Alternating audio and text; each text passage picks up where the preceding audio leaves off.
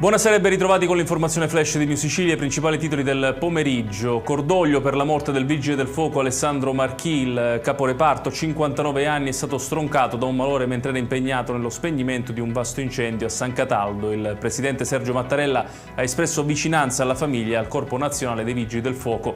Messaggio di cordoglio anche della premier Giorgia Meloni, che ha ricordato il coraggio e la dedizione della vittima dimostrati fino all'ultimo. Mattarella, che oggi compie 85 anni e che domani sarà in visita a Palermo. Il capo dello Stato visiterà Castello Utveggio, riaperto al pubblico e destinato a diventare un centro congressi internazionale. Il presidente della regione Renato Schifani presenterà il progetto di rilancio della struttura e ha definito la presenza di Mattarella un onore per tutta la Sicilia. Previsto anche un momento musicale dell'Orchestra Sinfonica Siciliana.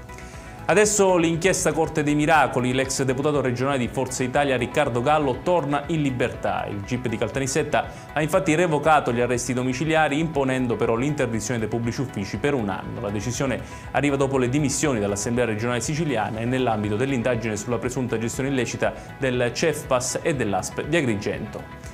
Incidente in mare a Salina. Un catamarano turistico con a bordo un gruppo di tedeschi ha investito un gommone sul quale si trovavano due ragazze italiane. Una ha riportato ferite lievi, l'altra una lesione più seria ad una gamba ed è stata affidata alle cure del 118. L'autorità marittima ha avviato le indagini. Si tratta del quarto incidente registrato nelle Eolie nel mese di luglio. E chiudiamo con il meteo. Nella giornata di domani lieve calo delle temperature in Sicilia, con possibili rovesci sparsi e massime comprese tra i 29 gradi di Messina e i 38 di Agrigento. Resta alto il rischio incendi, come segnalato dalla Protezione Civile. Tregua dal caldo che però non durerà molto, perché da domenica torneranno afa e punte vicine ai 40 gradi. Ed è tutto per questa edizione. Tutti i dettagli su queste notizie li trovate come sempre sul nostro sito www.newsicilia.it. Grazie per averci seguito e buon proseguimento di serata.